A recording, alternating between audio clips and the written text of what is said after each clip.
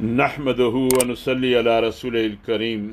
فاعوذ باللہ من الشیطان الرجیم بسم اللہ الرحمن الرحیم۔ سیرت سرور عالم صلی اللہ علیہ وسلم کا مسلسل مطالعہ جاری ہے۔ مطالعے کا عنوان ہے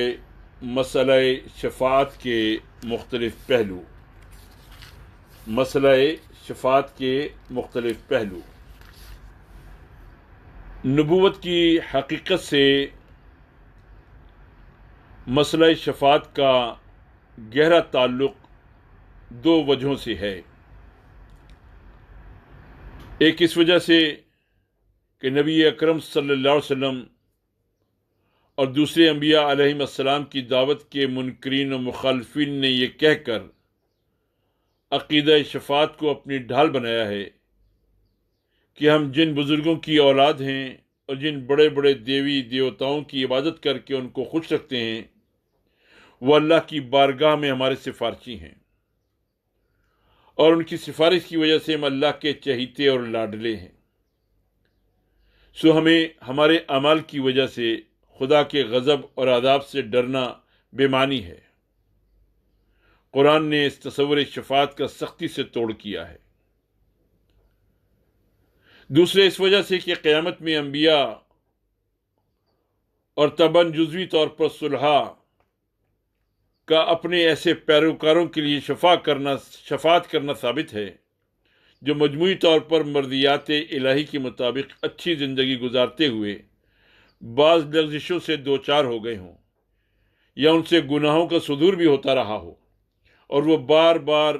نادم ہو کر اصلاح کی کوشش کرتے رہے ہوں۔ اس لحاظ سے شفاعت کا تعلق منصب نبوت سے ہے۔ ان دو وجوہ کی بنا پر یہ مناسب سمجھا گیا کہ ایک مضمون، ایک فصل مسئلہ شفاعت پر بھی بنیادی مباحث میں شامل ہو جانی چاہیے، جبکہ ہم سیرت رسول سرور عالم صلی اللہ علیہ وسلم کا مطالعہ کر رہے ہیں۔ اس سلسلے میں مولانا مودودی کے قلم سے نہایت مفید عبارات تحریر کی گئی ہیں۔ مولانا مودودی لکھتے ہیں،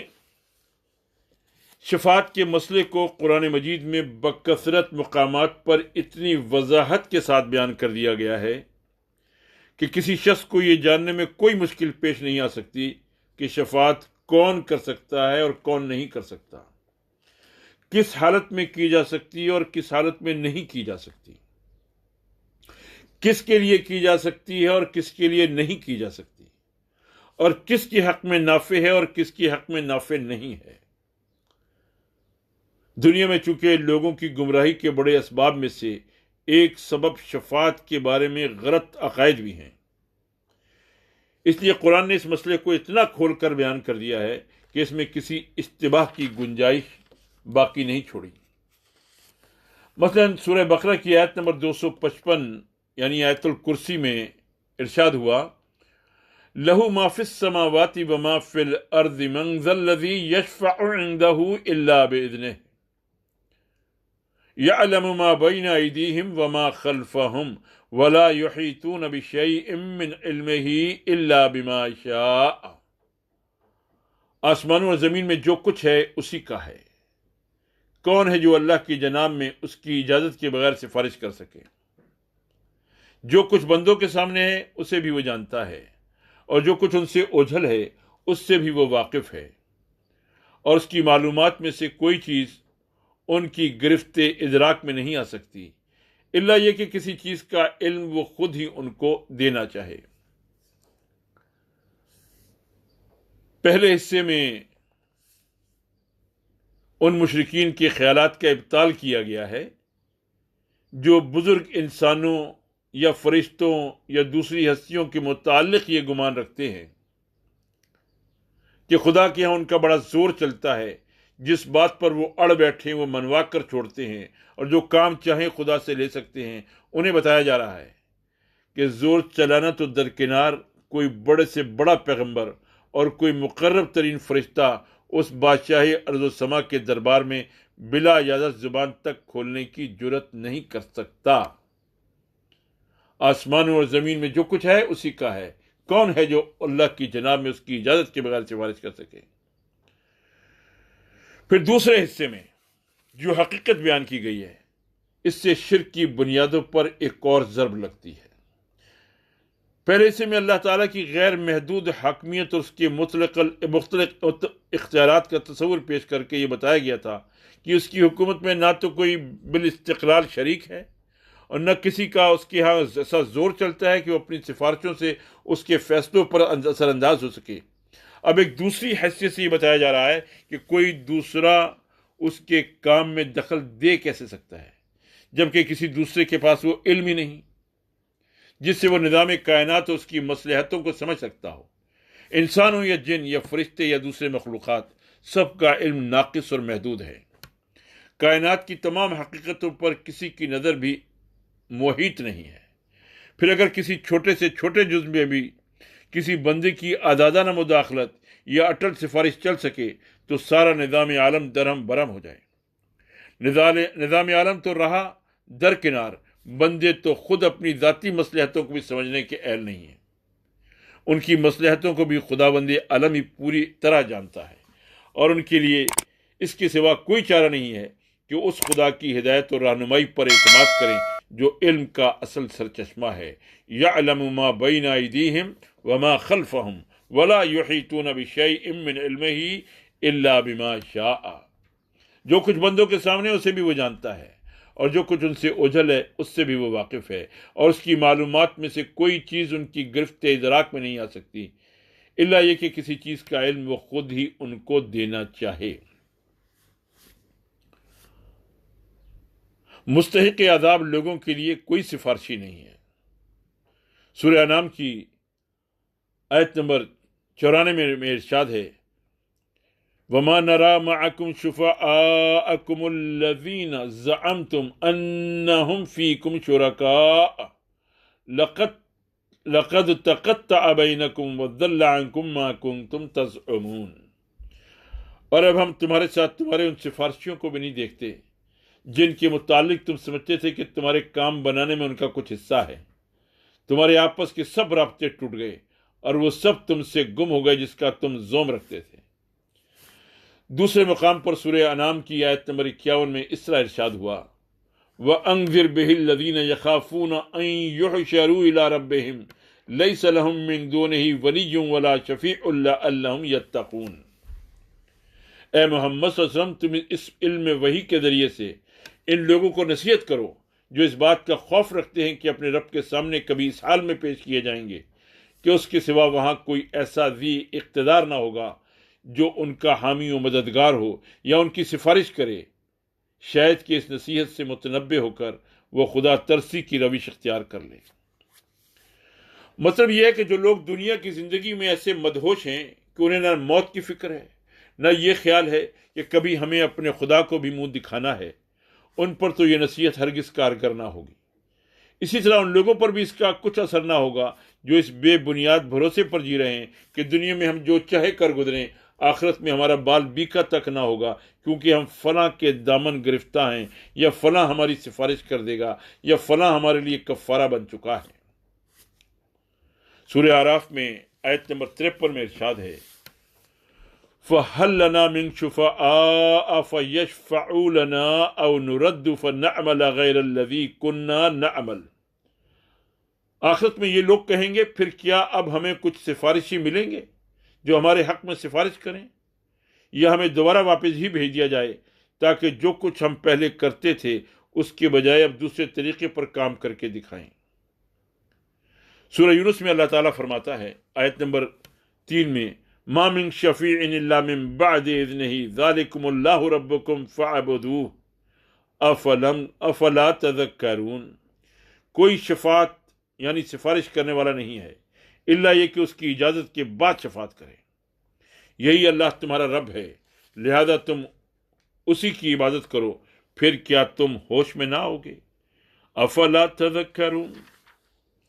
مزید اسی صورت کی آیت نمبر 18 میں ارشاد ہے، یعنی سورہ یونس کی آیت نمبر 18 میں،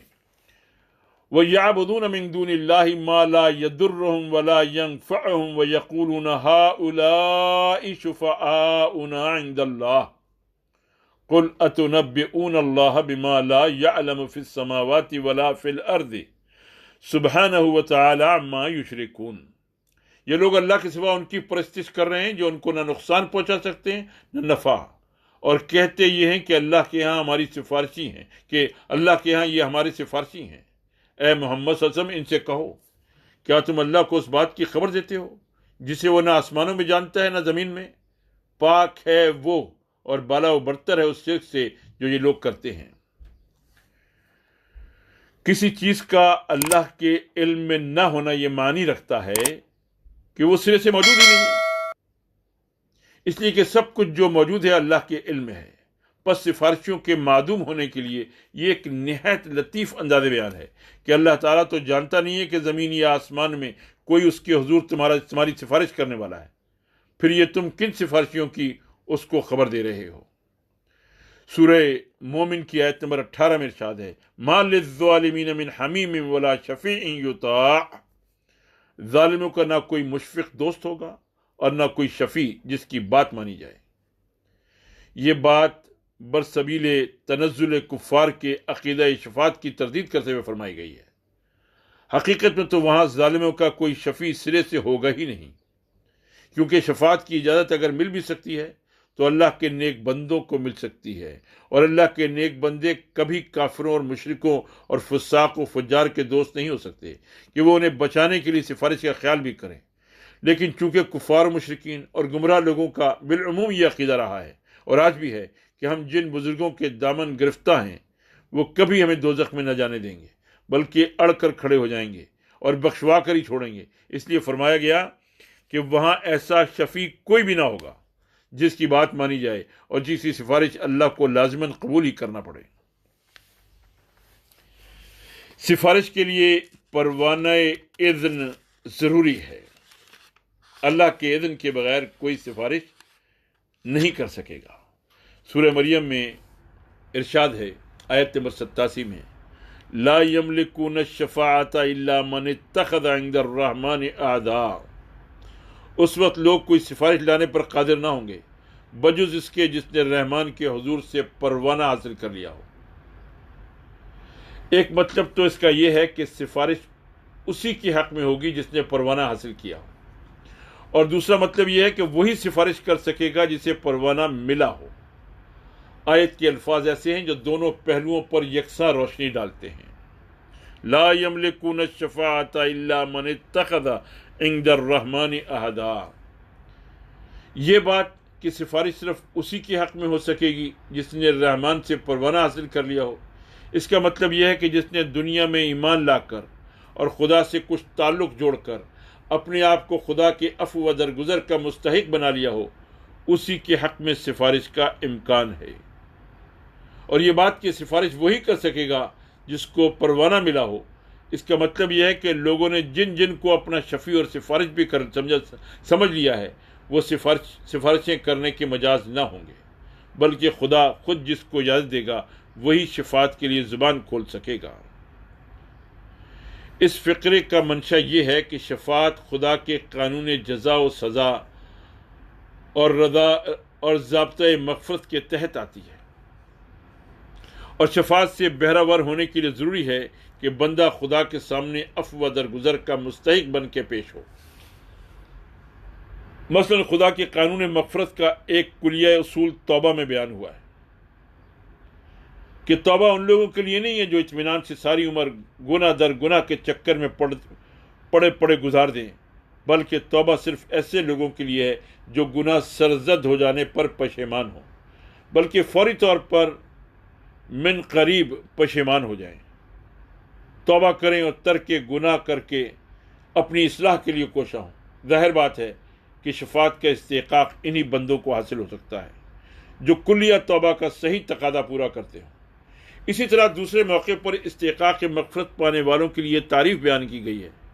کہ وہ لوگ جو بڑے بڑے گناہوں اور کھلی کھلی برائیوں سے پرہیز کرتے ہیں، اور اگر ان سے غلطیاں سرزد ہوتی بھی ہیں تو نادانستگی میں چھوٹی چھوٹی لغزشوں کی حد تک، اس سے ایک آدمی اندازہ کر سکتا ہے کہ وہ مغفرت اور شفاعت کا مستحق بن سکے گا یا نہیں۔ علاوہ بری احادیث میں حضور صلی اللہ علیہ وسلم نے متعدد اعمال کے متعلق خود واضح فرما دیا ہے کہ میں ان کے لیے سفارش نہیں کروں گا۔ سورہ طٰہٰ میں ہے آیات نمبر 108 اور 110 میں یومئذ لا تنفع الشفاعۃ الا من اذن له الرحمن ورضی له قولا یعلم ما بین ایدیہم وما خلفہم ولا یحیطون به علما۔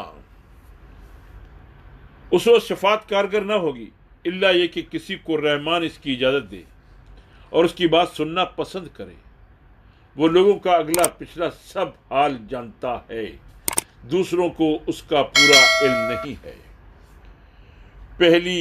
آیت کے دو ترجمے ہو سکتے ہیں، ایک وہ جو بیان کیا گیا، دوسرا یہ کہ اس روز شفاعت کارگر نہ ہوگی الا یہ کہ کسی کے حق میں رحمان اس کی اجازت دے اور اس کے لیے بات سننے پر راضی ہو۔ الفاظ ایسے جامع ہیں جو دونوں مفہوموں پر حاوی ہیں، اور حقیقت بھی یہی ہے کہ قیامت کے روز کسی کو دم مارنے کی جرت نہ ہوگی، کجا یہ کہ کوئی سفارش کرنے کے لیے بطور خود زبان کھول سکے۔ سفارش وہی کر سکے گا جسے اللہ تعالیٰ بولنے کی اجازت دے، اور اسی کے حق میں کر سکے گا جس کے لیے بارگاہ الہی سے سفارش کرنے کی اجازت ملے۔ یہ دونوں باتیں قرآن میں متعدد مقامات پر کھول کر بتا دی گئی ہیں۔ ایک طرف فرمایا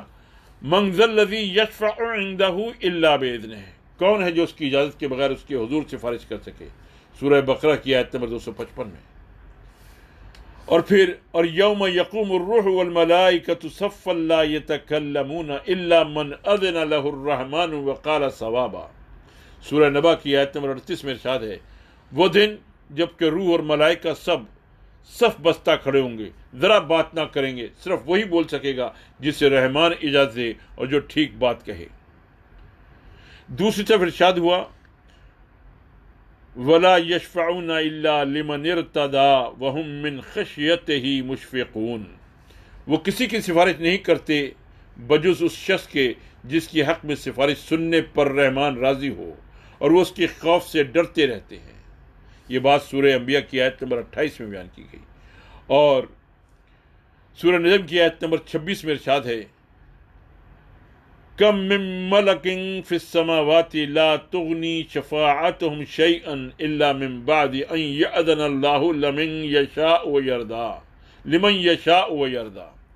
کتنے فرشتے آسمانوں میں ہیں جن کی سفارش کچھ بھی مفید نہیں ہو سکتی بجز اس صورت کے کہ اللہ سے اجازت لینے کے بعد کی جائے، اور ایسے شخص کے حق میں کی جائے جس کے لیے وہ سفارش سننا چاہے اور پسند کرے۔ پس سفارش کے لیے پروانہ اذن ضروری ہے، اللہ کے اذن کے بغیر سفارش نہیں کی جا سکے گی۔ شفاعت پر پابندی کی وجہ، سورہ طٰہٰ کی آیت میں یہ وجہ بتائی گئی کہ شفاعت پر یہ پابندی کیوں ہے۔ فرشتے ہوں یا انبیاء یا اولیاء، کسی کو بھی یہ معلوم نہیں اور نہیں ہو سکتا کہ کس کا ریکارڈ کیسا ہے، کون دنیا میں کیا کرتا رہا ہے، اور اللہ کی عدالت میں کس سیرت و کردار اور کیسی کیسی ذمہ داریوں کے بار لے کر آیا ہے۔ اس کے برعکس اللہ کو تو ہر ایک کے پچھلے کارناموں اور کرتوتوں کا بھی علم ہے، اور وہ یہ بھی جانتا ہے کہ اب اس کا موقف کیا ہے، نیک ہے تو کیسا نیک ہے، اور مجرم ہے تو کس درجے کا مجرم ہے، معافی کے قابل ہے یا نہیں، پوری سزا کا مستحق ہے، تخفیف اور رعایت بھی اس کے ساتھ کی جا سکتی ہے۔ دوسرے لفظوں میں شفاعت بھی دراصل ایک طرح کی شہادت ہے کہ کوئی شخص جس کا نامہ اعمال پیش ہو رہا ہے فی الجملہ کس قسم کا آدمی تھا، قابل عذاب یا قابل مغفرت۔ ایسی حالت میں یہ کیوں کر صحیح ہو سکتا ہے کہ ملائکہ اور انبیاء اور صلحاء کو سفارش کی کھلی چھٹی دے دی جائے، اور ہر ایک جس کے حق میں جو سفارش چاہے کر دے۔ ایک معمولی افسر اپنے ذرا سے محکمے میں اگر اپنے ہر دوست یا عزیز کی سفارشیں سننے لگے تو 4 دن میں سارے محکمے کا ستیہ ناش کر کے رکھ دے گا۔ پھر بھلا زمین و آسمان کے فرما روا سے یہ کیسے توقع کی جا سکتی ہے کہ اس کے ہاں سفارشوں کا بازار گرم ہوگا، اور ہر بزرگ جا کر جس کو چاہیں گے بخشوا لیں گے۔ درا حال ہے کہ ان میں سے کسی بزرگ کو بھی یہ معلوم نہیں ہے کہ جن لوگوں کی سفارش وہ کر رہے ہیں ان کے نامہ اعمال کیسے ہیں۔ دنیا میں جو افسر کچھ بھی احساس ذمہ داری رکھتا ہے، اس کی روش یہ ہوتی ہے کہ اگر اس کا کوئی دوست اس کے کسی قصوروار ماتحت کی سفارش لے کر جاتا ہے تو وہ اس سے کہتا ہے کہ آپ کو خبر نہیں ہے کہ یہ شخص کتنا کام چور، نافرض شناس، رشوت خور اور خلق خدا کو تنگ کرنے والا ہے۔ میں اس کے کرتوتوں سے واقف ہوں، اس لیے آپ براہ کرم اس سے اس کی سفارش نہ فرمائیں۔ حضور صلی اللہ علیہ وسلم نے بار بار اپنے زمانے کے لوگوں کو خبردار کیا کہ میرے بعد تم میں سے جو لوگ بھی میرے طریقے کو بدلیں گے ان کو اس حوض سے ہٹا دیا جائے گا اور اس پر انہیں نہ آنے دیا جائے گا۔ میں کہوں گا یہ میرے اصحاب ہیں، تو مجھ سے کہا جائے گا کہ آپ کو نہیں معلوم کہ آپ کے بعد انہوں نے کیا کیا۔ پھر میں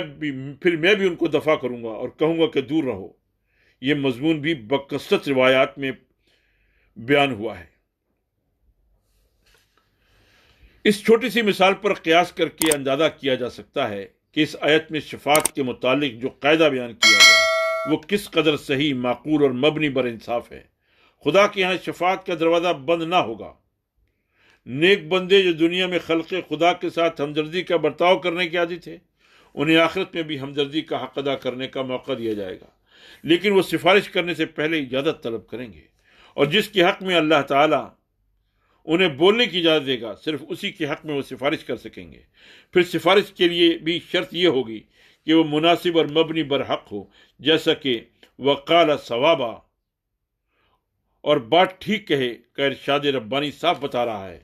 بونگی سفارش کرنے کی وہاں اجازت نہ ہوگی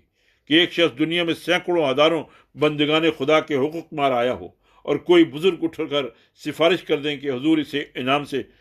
سرفراز فرمائیں۔ اس کی سفارش کیسے قبول ہوگی؟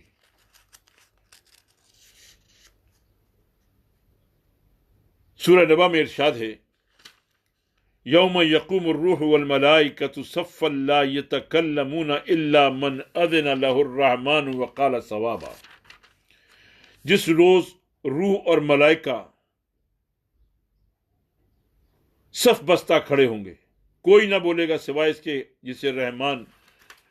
اجازت دے اور جو ٹھیک بات کہے۔ بولنے سے مراد شفاعت ہے، اور فرمایا گیا ہے کہ وہ صرف دو شرطوں کے ساتھ ممکن ہوگی۔ ایک شرط یہ ہے کہ جس شخص کو جس گناہگار کے حق میں شفاعت کی اجازت اللہ تعالیٰ کی طرف سے ملے گی، صرف وہی شخص اس کے حق میں شفاعت کر سکے گا۔ دوسری شرط یہ کہ شفاعت کرنے والا بجا اور درست بات کہے، بے جا نوعیت کی سفارش نہ کرے، اور جس کے معاملے میں وہ سفارش کر رہا ہو وہ دنیا میں کم از کم کلمہ حق کا قائل رہا ہو، یعنی محض گناہگار ہو، کافر نہ ہو۔ شفاعت پر پابندی کی وجہ بتا دی گئی۔ مشرکین کے مزعومہ سفارشی کون ہوتے ہیں اس کا ذکر بھی قرآن میں ہے۔ آیت نمبر 28 میں ارشاد ہے سورہ انبیاء کی، یعلم ما بین ایدیہم وما خلفہم ولا یشفعون الا لمن ارتضی وہم من خشیۃ مشفقون۔ جو کچھ ان کے سامنے ہے اسے بھی وہ جانتا ہے، اور جو کچھ ان سے اوجھل ہے اس سے بھی وہ باخبر ہے۔ وہ کسی کی سفارش نہیں کرتے بجز اس کے جس کی حق میں سفارش سننے پر اللہ راضی ہو، اور وہ اس کے خوف سے ڈرے رہتے ہیں۔ مشرکین فرشتوں کو دو وجوہ سے معبود بناتے تھے۔ ایک یہ کہ ان کے نزدیک وہ خدا کی اولاد تھے، دوسرے یہ کہ وہ ان کی پرستش خوشامد کر کے انہیں خدا کے ہاں اپنا شفیع سفارشی بنانا چاہتے تھے۔ سورہ یونس کی آیت نمبر 18 میں ارشاد ہے، وَيَقُولُونَ هَؤُلَاءِ شُفَعَاؤُنَا عِندَ اللَّهِ، اور سورہ زمر کی آیت نمبر 3 میں ارشاد ہے، وَمَا نَعْبُدُهُمْ إِلَّا لِيُقَرِّبُونَا إِلَى اللَّهِ زُلْفَىٰ۔ ان آیات میں دونوں وجوہ کی تردید کر دی گئی ہے۔ اس جگہ یہ امر بھی قابل توجہ ہے کہ قرآن بالعموم شفاعت کے مشرکانہ عقیدے کی تردید کرتے ہوئے اس حقیقت پر زور دیتا ہے کہ جنہیں تم شفیع قرار دیتے ہو وہ علم غیب نہیں رکھتے، اور یہ کہ اللہ تعالیٰ ان باتوں کو بھی جانتا ہے جو ان کے سامنے ہیں اور ان باتوں کو بھی جو ان سے اوجھل ہیں۔ اس سے یہ ذہن نشین کرنا مقصود ہے کہ آخر ان کو سفارش کرنے کا مطلق اور غیر مشروط اختیار کیسے حاصل ہو سکتا ہے جبکہ وہ ہر شخص کے اگلے پچھلے اور پوشیدہ و ظاہر حالات سے واقف نہیں ہے۔ اس لیے خواہ فرشتے ہوں یا انبیاء و صالحین، ہر ایک کا اختیار شفاعت لازماً اس شرط کے ساتھ مشروط ہے کہ اللہ تعالیٰ ان کو کسی کے حق میں شفاعت کی اجازت دے۔ بطور خود ہر کس و ناقص کی شفاعت کر دینے کا کوئی بھی مجاز نہیں ہے، اور جب شفاعت سننا یا نہ سننا اور اسے قبول کرنا یا نہ کرنا بالکل اللہ کی مرضی پر موقوف ہے، تو ایسے بے اختیار شفیع اس قابل کب ہو سکتے ہیں کہ ان کے آگے سر نیاز جھکایا جائے اور دست سوال دراز کیا جائے۔ سورہ سبا میں ارشاد ہے وَلَا تَنفَعُ الشَّفَاعَةُ عِندَهُ إِلَّا لِمَنْ أَذِنَ لَهُ، اور اللہ کے حضور صلی اللہ علیہ وسلم کوئی شفاعت بھی کسی کے لیے نافع نہیں ہو سکتی بجز اس شخص کے جس کے لیے اللہ نے سفارش کی اجازت دی ہو، إِلَّا لِمَنْ أَذِنَ لَهُ، یعنی کسی کا خود مالک ہونا یا ملکیت میں شریک ہونا یا مددگار خدا ہونا تو درکنار، ساری کائنات میں کوئی ایسی ہستی تک نہیں پائی جاتی جو اللہ تعالیٰ کے حضور کسی کے حق میں بطور خود سفارش کر سکے۔ تم لوگ اس غلط فہمی میں پڑے ہو کہ یہ خدا کے کچھ پیارے ایسے ہیں یا خدا کی خدائی میں کچھ بندے ایسے زور آور ہیں کہ وہ اڑ بیٹھیں تو خدا کو ان کی سفارش ماننی ہی پڑے گی، حالانکہ وہاں حال یہ ہے کہ اجازت لیے بغیر کوئی زبان کھولنے کی جرت نہیں کر سکتا۔ جس کو اجازت ملے گی صرف وہی کچھ عرض کر سکے گا، اور جس کے حق میں سفارش کرنے کی اجازت ملے گی اسی کے حق میں عرض و معروض کی جا سکے گی۔ پھر آگے چل کر سورہ سبا کی آیت نمبر 23 میں ارشاد ہے حَتَّى إِذَا فُزِّعَ عَنْ قُلُوبِهِمْ قَالُوا مَاذَا قَالَ رَبُّكُمْ قَالُوا الْحَقَّ وَهُوَ الْعَلِيُّ الْكَبِيرُ، حتیٰ کہ جب لوگوں کے دلوں سے گھبراہٹ دور ہوگی تو وہ سفارش کرنے والوں سے پوچھیں گے کہ تمہارے رب نے کیا جواب دیا، وہ کہیں گے کہ ٹھیک جواب ملا ہے اور وہ بزرگ و برتر ہے۔ یہاں اس وقت کا نقشہ کھینچا گیا ہے جب قیامت کے روز کوئی سفارش کرنے والا کسی کے حق میں سفارش کی اجازت طلب کرے گا۔ اس نقشے میں یہ کیفیت ہمارے سامنے آتی ہے کہ طلب اجازت کی درخواست بھیجنے کے بعد شافع اور مشفوع دونوں نہایت بے چینی کے عالم میں ڈرتے اور کانپتے ہوئے جواب کے منتظر کھڑے ہیں۔ آخر کار جب اوپر سے اجازت آ جاتی ہے اور شافع کے چہرے سے مشفوع بھانپ جاتا ہے کہ معاملہ کچھ اطمینان بخش ہے تو اس کی جان میں جان آتی ہے، اور وہ آگے بڑھ کر شافع سے پوچھتا ہے کیا جواب آیا۔ شافع جواب دیتا ہے کہ ٹھیک ہے، اجازت مل گئی ہے۔ حَتَّى إِذَا فُزِّعَ عَنْ قُلُوبِهِمْ قَالُوا مَاذَا قَالَ رَبُّكُمْ قَالُوا الْحَقَّ وَهُوَ الْعَلِيُّ الْكَبِيرُ، حتیٰ کہ جب لوگوں کے دلوں سے گھبراہٹ دور ہوگی تو وہ سفارش کرنے والوں سے پوچھیں گے کہ تمہارے رب نے کیا جواب دیا، وہ کہیں گے کہ ٹھیک جواب ملا ہے اور وہ بزرگ و برتر ہے۔ قیامت میں انبیاء کے عاجزانہ انداز شفاعت کا نقشہ سورہ مائدہ کے آخری رکوع میں بھی کھینچا گیا ہے اور دکھایا گیا ہے کہ حضرت مسیح علیہ السلام اپنے پیرووں کی کس انداز سے سفارش کریں گے۔ پہلے وہ سوالات کے جواب میں شہادت دیں گے اور پھر کہیں گے کہ ان تعذبہم فإنہم عبادک وَإِن تَسْتَغْفِرْ لَهُمْ فَإِنَّكَ أَنْتَ الْعَزِيزُ الْحَكِيمُ۔ اس لطیف جملے کے پہلے حصے میں بھی سفارش کا لہجہ جھلکتا ہے، مگر انداز پرزور مطالبے اور تقاضے کا نہیں ہے۔ اس بیان سے جو بات ذہن نشین کرنا مقصود ہے وہ یہ ہے کہ نادانو، جس بڑے دربار کی شان یہ ہے اس کے متعلق تم کس خیال خام میں پڑے ہوئے ہو کہ وہاں کوئی اپنے زور سے تم کو بخشوا لے گا، یا کسی کی یہ مجال ہوگی کہ وہاں مچل کر بیٹھ جائے اور اللہ سے کہے کہ یہ تو میرے متوسل ہیں، انہیں تو بخشنا ہی پڑے گا۔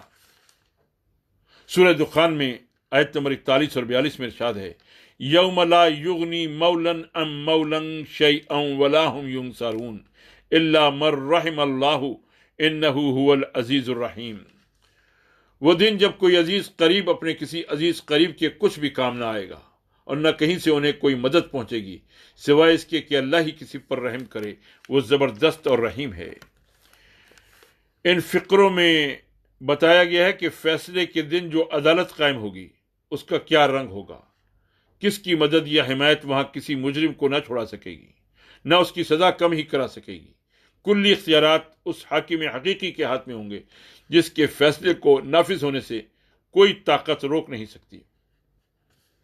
اور جس کے فیصلے پر اثر انداز ہونے کا بل بوتا کسی میں نہیں ہے۔ یہ بالکل اس کے اپنے اختیار تمیزی پر موقوف ہوگا کہ کسی پر رحم فرما کر اس کو سزا نہ دے یا کم سزا دے، اور حقیقت میں اس کی شان یہی ہے کہ انصاف کرنے میں بے رحمی سے نہیں بلکہ رحمی سے کام لے، لیکن جس مقدمے میں جو فیصلہ بھی وہ کرے گا وہ بہرحال بے کم و کاست نافذ ہوگا۔ عدالت الہی کی یہ کیفیت بیان کرنے کے بعد آگے کے چند فقروں میں بتایا گیا ہے کہ اس عدالت میں جو لوگ مجرم ثابت ہوں گے ان کا انجام کیا ہوگا، اور جن لوگوں کے بارے میں ثابت ہو جائے گا کہ وہ دنیا میں خدا سے ڈر کر نافرمانیوں سے پرہیز کرتے رہے تھے ان کو کن انعامات سے سرفراز کیا جائے گا۔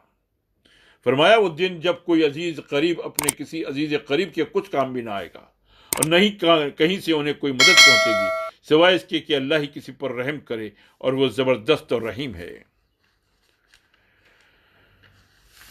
بیٹے کے لیے حضرت نوح علیہ السلام کی دعا کی مثال کو غور سے سنیے۔ سورہ ہود میں حضرت ابراہیم علیہ السلام کے قصے آیت 69 سے 76 کے مخاطب قریش کے لوگ ہیں، جو حضرت ابراہیم علیہ السلام کی اولاد ہونے کی وجہ ہی سے تمام عرب کے پیرزادے، کعبۃ اللہ کے مجاور اور مذہبی و اخلاقی اور سیاسی و تمدنی پیشوائی کے مالک بنے ہوئے تھے، اور اس گھمنڈ میں مبتلا تھے کہ ہم پر خدا کا غضب کیسے نازل ہو سکتا ہے جبکہ ہم خدا کے اس پیارے بندے کی اولاد ہیں اور وہ خدا کے دربار میں ہماری سفارش کرنے کو موجود ہے۔ اس پندار غلط کو توڑنے کے لیے پہلے تو انہیں یہ منظر دکھایا گیا کہ حضرت نوح علیہ السلام جیسا عظیم الشان پیغمبر اپنی آنکھوں کے سامنے اپنے جگر گوشے کو ڈوبتے دیکھ رہا ہے اور تڑپ کر خدا سے دعا کرتا ہے کہ اس کے بیٹے کو بچا لیا جائے۔ مگر صرف یہی نہیں کہ اس کی سفارش بیٹے کے کچھ کام نہیں آتی، بلکہ اس سفارش پر باپ کو الٹی ڈانٹ سننی پڑتی ہے۔ اس کے بعد دوسرا منظر خود حضرت ابراہیم علیہ السلام کا دکھایا جاتا ہے کہ ایک طرف تو ان پر بے پایاں عنایات ہیں اور نہایت پیار کے انداز میں ان کا ذکر ہو رہا ہے، مگر دوسری طرف جب وہی ابراہیم خلیل اللہ انصاف کے معاملے میں دخل کر دیتے ہیں تو ان کے اصرار و الحاح کے باوجود اللہ تعالیٰ مجرم قوم لوط کے معاملے میں ان کی سفارش کو رد کر دیتا ہے۔ پھر اسی سورہ ہود میں آگے چل کر فرمایا یوم یأت لا تکلم نفس الا باذنہ، آیت نمبر 105 میں ارشاد ہے جب وہ قیامت کے دن آئے گا تو کسی کو بات کرنے کی مجال نہیں ہوگی الا یہ کہ خدا کی اجازت سے کچھ عرض کرے۔ یوم یأتی لا تکلم نفس الا باذنہ، یعنی یہ بے وقوف لوگ اپنی جگہ اس بھروسے میں ہیں کہ فلاں ہماری سفارش کر کے ہمیں بچا لیں گے، فلاں بزرگ اڑ کر بیٹھ جائیں گے اور اپنے ایک ایک متوسل کو بخشوائے بغیر نہ مانیں گے، فلاں صاحب جو اللہ میاں کے چہیتے ہیں جنت کے راستے میں مچل بیٹھیں گے اور اپنے دامن گرفتوں کی بخشش کا پروانہ لے کر ہی ٹلیں گے، حالانکہ اڑنا اور مچلنا کیسا۔ اس پرجلال عدالت میں تو کسی بڑے سے بڑے انسان اور کسی معزز سے معزز فرشتے کو بھی مجال دم زدن تک نہ ہوگی، اور اگر کوئی کچھ کہہ بھی سکے گا تو اس وقت جب کہ احکم الحاکمین خود اسے کچھ عرض کرنے کی اجازت دے دے۔ پس جو لوگ یہ سمجھتے ہوئے غیر اللہ کے آستانوں پر نظریں اور نیازیں چڑھا رہے ہیں کہ یہ اللہ کے ہاں بڑا اثر و رسوخ رکھتے ہیں اور ان کی سفارش کے بھروسے پر اپنا نامہ اعمال سیاہ کیے جا رہے ہیں، ان کو وہاں سخت مایوسی سے دوچار ہونا پڑے گا۔ دنیاوی زندگی میں خدا کی ہاں سفارش کا مشرکانہ تصور سورہ نحل کی آیت نمبر 72 میں ارشاد ہے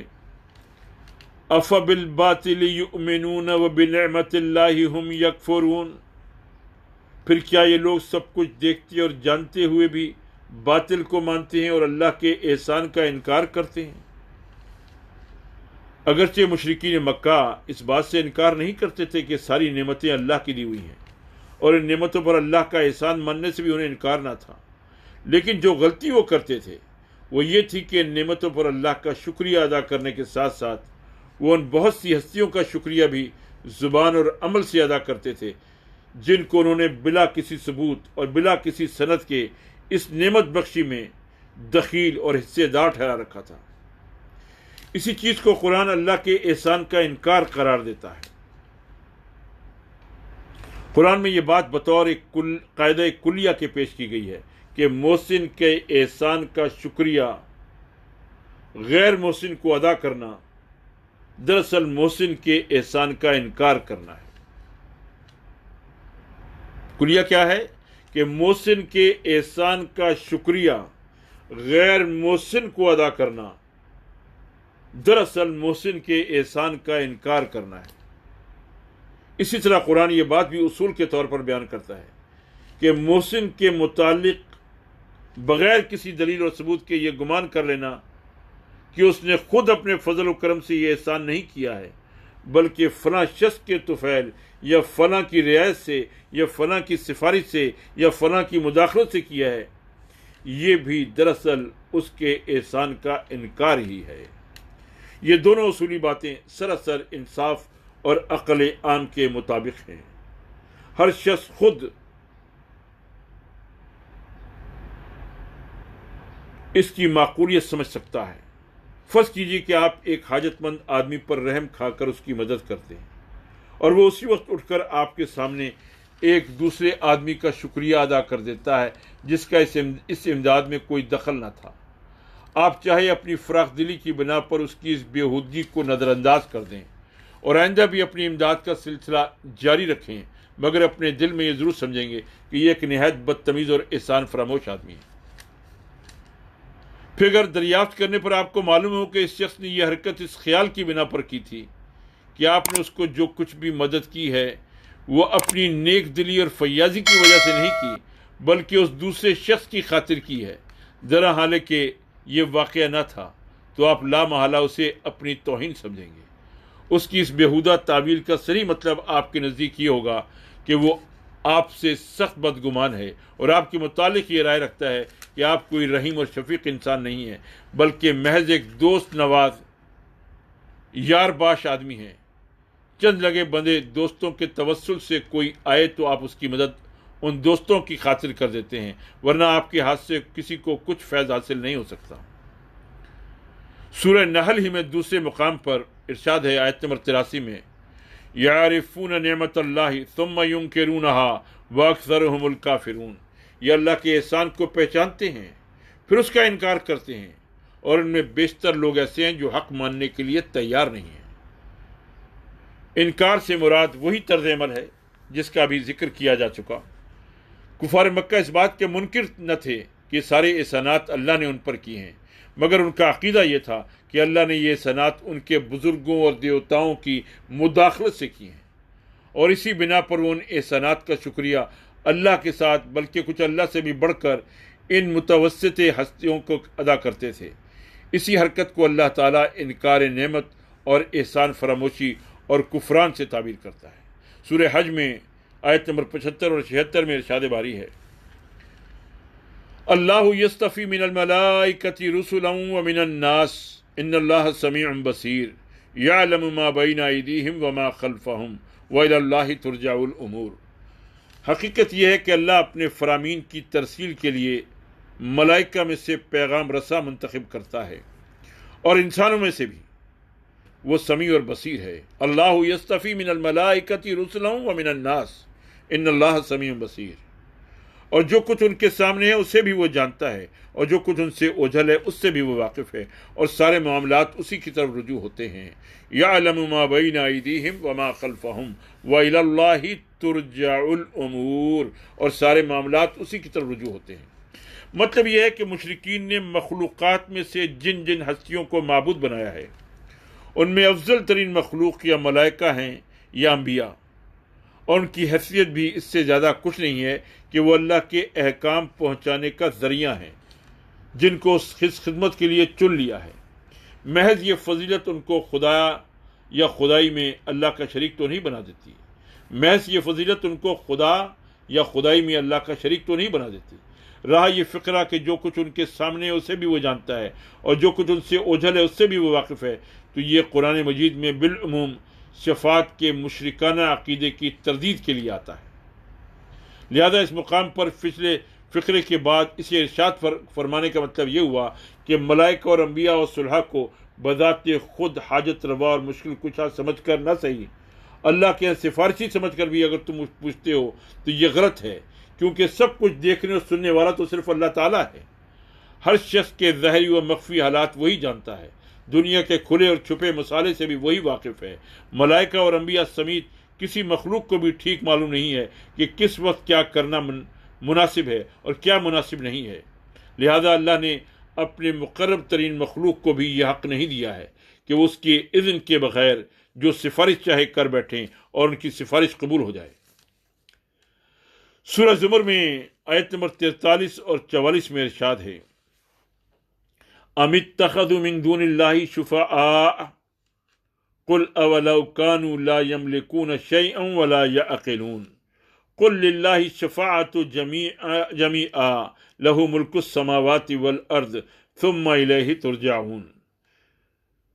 کیا اس خدا کو چھوڑ کر ان لوگوں نے دوسروں کو شفیع بنا رکھا ہے؟ ان سے کہو کیا وہ شفاعت کریں گے خواہ ان کے اختیار میں کچھ نہ ہو اور وہ سمجھتے بھی نہ ہو۔ قل اللہ الشفاعۃ جمیعا لہ ملک السماوات والارض ثم الیہ ترجعون، کہو شفاعت ساری کی ساری اللہ کے اختیار میں ہے، آسمان و زمین کی بادشاہی کا وہی مالک ہے، پھر اسی کی طرف تم پلٹائے جانے والے ہو۔ یعنی ایک تو ان لوگوں نے اپنے طور پر خود ہی یہ فرض کر لیا کہ کچھ ہستیاں اللہ کے ہاں بڑی زور آور ہیں جن کی سفارش کسی طرح ٹل نہیں سکتی، حالانکہ کسی کا یہ زور نہیں ہے کہ اللہ تعالیٰ کے حضور میں خود سفارشی بن کر ہی اٹھ سکے، خدا کے اپنی سفارش منوا لینے کی طاقت بھی اس میں ہو۔ پھر ان کے سفارشی ہونے پر نہ کوئی دلیل، نہ اللہ تعالیٰ نے کبھی یہ فرمایا کہ ان کے ہاں میرے ہاں یہ مرتبہ حاصل ہے، اور نہ خود ان ہستیوں نے کبھی یہ دعویٰ کیا کہ ہم اپنے زور سے تمہارے سارے کام بنوا دیا کریں گے۔ اس پر مزید حماقت ان لوگوں کی یہ ہے کہ اصل مالک کو چھوڑ کر ان فرضی سفارشیوں ہی کو سب کچھ سمجھے بیٹھے ہیں اور ان کی ساری نیاز مندیاں انہی کے لیے وقف ہیں۔ سورہ نجم کی آیت نمبر 26 میں ارشاد ہے، وَكَم مِّن مَلَكٍ فِي السَّمَاوَاتِ وَلَا تُغْنِي شَفَاعَتُهُمْ شَيْئًا إِلَّا مِن بَعْدِ أَن يَأْذَنَ اللَّهُ لِمَن يَشَاءُ وَيَرْضَىٰ۔ آسمانوں میں کتنے ہی فرشتے موجود ہیں، ان کی شفاعت کچھ بھی کام نہیں آ سکتی جب تک کہ اللہ تعالیٰ کسی ایسے شخص کے حق میں اس کی اجازت نہ دے جس کے لیے وہ کوئی عرضداشت سننا چاہے اور اس کو پسند کرے۔ یعنی تمام فرشتے مل کر بھی اگر کسی کی شفاعت کریں تو اس کی حق میں نافع نہیں ہو سکتی، کجا کہ تمہارے ان بناوٹی معبودوں کی شفاعت کسی کی بگڑی بنا سکے۔ خدائی کی اختیارات سارے کے سارے بالکل اللہ کے ہاتھ میں ہیں۔ فرشتے بھی اس کے حضور کسی کی سفارش کرنے کی اس وقت تک جسارت نہیں کر سکتے جب تک وہ انہیں اس کی اجازت نہ دے اور کسی کے حق میں ان کی سفارش سننے پر راضی نہ ہو۔ اللہ کے فیصلے کو کوئی ٹال نہیں سکتا۔ سورہ رات کی آیت نمبر 11 میں ارشاد ہے، وَإِذَا أَرَادَ اللَّهُ بِقَوْمٍ سُوءًا فَلَا مَرَدَّ لَهُ وَمَا لَهُم مِّن دُونِهِ مِن وَالٍ۔ اور جب اللہ کسی قوم کی شامت لانے کا فیصلہ کرے تو پھر وہ کسی کے ٹالے نہیں ٹل سکتی، نہ اللہ کے مقابلے میں ایسی قوم کا کوئی حامی و مددگار ہو سکتا ہے۔ یعنی اس غلط فہمی میں بھی نہ رہو کہ اللہ کے ہاں کوئی پیر یا فقیر یا کوئی اگلا پچھلا بزرگ یا کوئی جن یا فرشتہ ایسا زور آور ہے کہ تم خواہ کچھ ہی کرتے رہو وہ تمہاری نظروں اور نیازوں کی رشوت لے کر تمہیں تمہارے برے اعمال کی پاداش سے بچا لے گا۔ اللہ کے فیصلے کو کوئی ٹال نہیں سکتا۔ وَإِذَا أَرَادَ اللَّهُ بِقَوْمٍ سُوءًا فَلَا مَرَدَّ لَهُ وَمَا لَهُم مِّن دُونِهِ مِن وَالٍ۔ اور جب اللہ کسی قوم کی شامت لانے کا فیصلہ کرے تو پھر وہ کسی کے ٹالے نہیں ٹل سکتی، نہ اللہ کے مقابلے میں ایسی قوم کا کوئی حامی و مددگار ہو سکتا ہے۔ شفاعت کے دروازے کی بندش، اس کے بارے میں سورہ توبہ کی آیت نمبر 80 میں ارشاد ہے، استغفر لہم او لا تستغفر لہم ان تستغفر لہم 70 مرۃ فلن یغفر اللہ لہم ذلک بانہم کفروا باللہ ورسولہ واللہ لا یہدی القوم الفاسقین۔ اے نبی صلی اللہ علیہ وسلم، تم خواہ ایسے لوگوں یعنی منافقین کے لیے معافی کی درخواست کرو یا نہ کرو، اگر تم 70 مرتبہ بھی انہیں معاف کر دینے کی درخواست کرو گے تو اللہ انہیں ہرگز معاف نہ کرے گا، اس لیے کہ انہوں نے اللہ اور اس کے رسول کے ساتھ کفر کیا ہے اور اللہ فاسق لوگوں کو راہ نجات نہیں دکھاتا۔ ذالک بانہم کفروا باللہ ورسولہ واللہ لا یہدی القوم الفاسقین۔ سورہ منافقون کی آیت نمبر 6 میں ارشاد ہے، سواء علیہم استغفرت لہم ام لم تستغفر لہم لن یغفر اللہ لہم ان اللہ لا یہدی القوم الفاسقین۔ اے نبی صلی اللہ علیہ وسلم، تم چاہے ان منافقین کے لیے مغفرت کی دعا کرو یا نہ کرو، ان کے لیے یکساں ہے، اللہ ہرگز انہیں معاف نہ کرے گا۔ اللہ فاسق لوگوں کو ہرگز ہدایت نہیں دیتا۔ یہ بات سورہ توبہ میں، جو سورہ منافقین کے 3 سال بعد نازل ہوئی ہے، اور زیادہ تاکید کے ساتھ فرما دی گئی ہے۔ اس میں اللہ تعالیٰ نے رسول اللہ صلی اللہ علیہ وسلم کو مخاطب کر کے منافقین کے متعلق فرمایا کہ تم چاہے ان کے لیے استغفار کرو یا نہ کرو، اگر تم 70 مرتبہ بھی ان کے لیے دعائے مغفرت کرو گے تو اللہ ان کو ہرگز معاف نہ کرے گا۔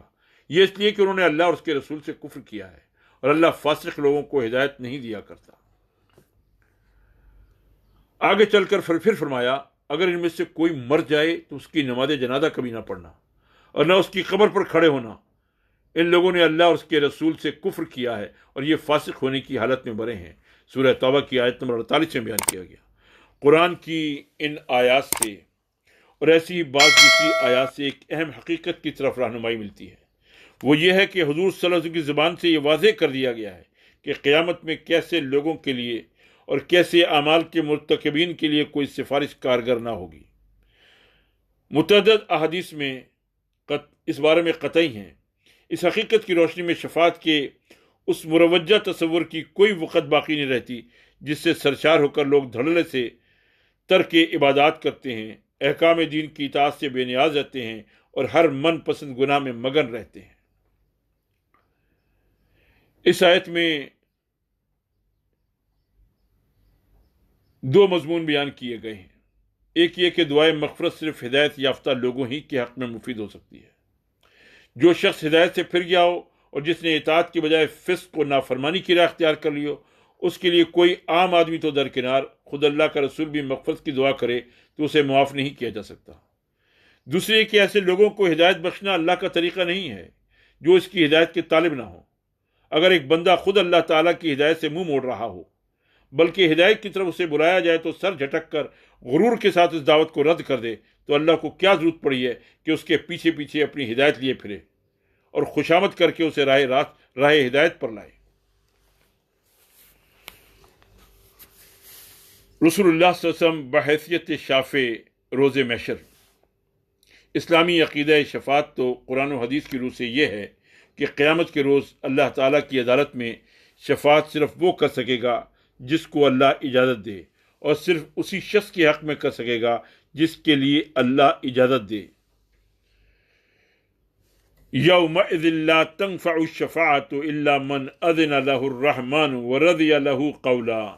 لا تنفع الشفاعت الا من اذن له من ذا الذی یشفع عنده الا باذنہ۔ اس قاعدے کے تحت نبی صلی اللہ علیہ وسلم آخرت میں یقیناً شفاعت فرمائیں گے، مگر یہ شفاعت اللہ کے اذن سے ہوگی اور ان اہل ایمان کے حق میں ہوگی جو اپنی حد وسع تک نیک عمل کرنے کی کوشش کے باوجود کچھ گناہوں میں آلودہ ہو گئے ہوں۔ جان بوجھ کر خیانتیں اور بدکاریاں کرنے والے اور کبھی خدا سے نہ ڈرنے والے لوگ حضور صلی اللہ علیہ وسلم کی شفاعت کی مستحق نہیں ہیں۔ چنانچہ حدیث میں حضور صلی اللہ علیہ وسلم کا ایک طویل خطبہ مروی ہے جس میں آپ صلی اللہ علیہ وسلم جرم خیانت کی شدت بیان کرتے ہوئے فرماتے ہیں کہ قیامت کے روز یہ خائن لوگ اس حالت میں آئیں گے کہ ان کی گردن پر ان کا خیانت سے حاصل کیا ہوا مال لدا ہوا ہوگا، اور وہ مجھے پکاریں گے کہ یا رسول اللہ اغثنی، یا رسول اللہ میری مدد فرمائیے، مگر میں جواب دوں گا لا املک لک شیئا قد ابلغتک، میں تیرے لیے کچھ نہیں کر سکتا، میں نے تجھ تک خدا کا پیغام پہنچا دیا تھا۔ یہ ہے شفاعت کا ایک تفصیلی تصور جو قرآن پیش کرتا ہے۔ سیرت رسول کو سمجھنے کے لیے اس شفاعت کے تصور کو ذہن میں جان رکھنا بڑا ضروری ہے۔ اللہ تعالی ہمیں رسول اکرم صلی اللہ علیہ وسلم کی سیرت سے استفادہ کرتے وقت شفاعت کے اس تصور کو ہمارے ذہن میں محفوظ رکھے، تاکہ اس کو ذہن میں رکھتے ہوئے ہم رسول اکرم صلی اللہ علیہ وسلم کے مشن پر گامزن رہ سکیں، اللہ اور رسول کی کامل اطاعت کر سکیں، اور محض دین حق سے دور رہتے ہوئے اور ایک باطلانہ تصور رکھتے ہوئے کہ مجھے تو رسول اکرم صلی اللہ علیہ وسلم کی شفاعت نصیب ہو جائے گی کہ میں انہی کی امت میں سے ہوں، یہ غلط تصور ہوگا۔ اگر رسول اکرم صلی اللہ علیہ وسلم کی شفاعت حاصل کرنی ہے تو حت الوسع فاتقوا اللہ ما استطعتم، اپنی استطاعت کی حد تک اللہ کا تقوی حاصل کرتے ہوئے، اللہ کے تقوی کے رکھتے ہوئے زندگی گزارنی چاہیے، اور پھر اللہ سے یہ امید رکھنی چاہیے کہ وہ رسول اکرم صلی اللہ علیہ وسلم کی شفاعت نصیب فرمائیں گے۔ وآخر دعوانا ان الحمد للہ رب العالمین۔